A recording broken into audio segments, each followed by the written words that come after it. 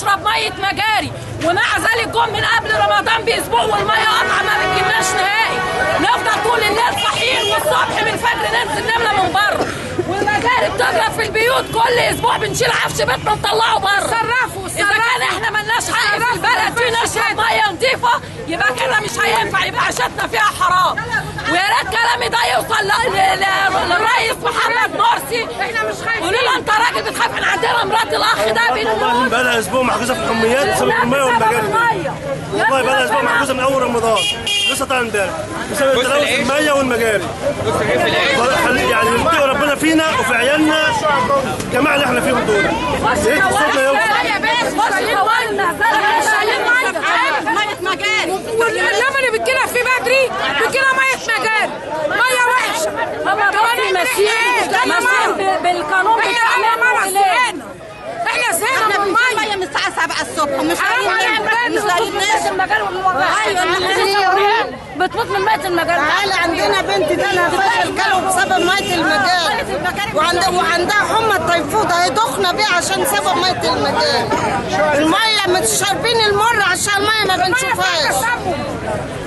يرضى مين حد يرضى يشوف اللي احنا شايفينه ده مجاري وزباله. ما ينفعش كده. وعذاب العيش كلمه واحده بس، عايزاك تبلغي وزير الصحه، قولوا لهم بدل ما تدفعوا فلوس تعالجوا مرض الكبد والوباء، لا نضفوا لنا الميه وانتم مش هتحتاجوا انكم تدفعوا عشان تشتغلوا امراض. انا جوزي جاله فيروس كبدي بسبب الميه، وهنا يعني كل الناس المنطقه دي لو عملتوا احصاء عليها هتلاقوها كلها عيانه بمرض الكبد بسبب ميه المجاري. ومع ذلك كنا راضيين وساكتين، جم قطعوها نهائي، مفيش ميه عندنا نهائي. كانوا راضيين، ده دلوقتي مفيش ميه خالص. احنا مش لاقيين مفيش ميه، ست كبيره زي بتتمرمط على جرد الميه. احنا شاربين المر في الميه، دخلنا على شهر. شوفوا لنا حل بسرعه، مش بعد سنتين ولا بعد 5 شهور. شوفوا لنا حل بسرعه. جايبه ميه. شايفه الميه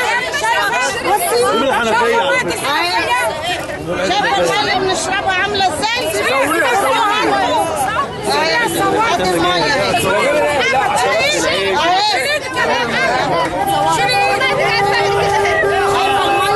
شم ريحتها كمان. بيغسل بيها دي. والله العظيم ما ترضى حد. بقول لك بنت جالها التيفود بسبب الميه دي.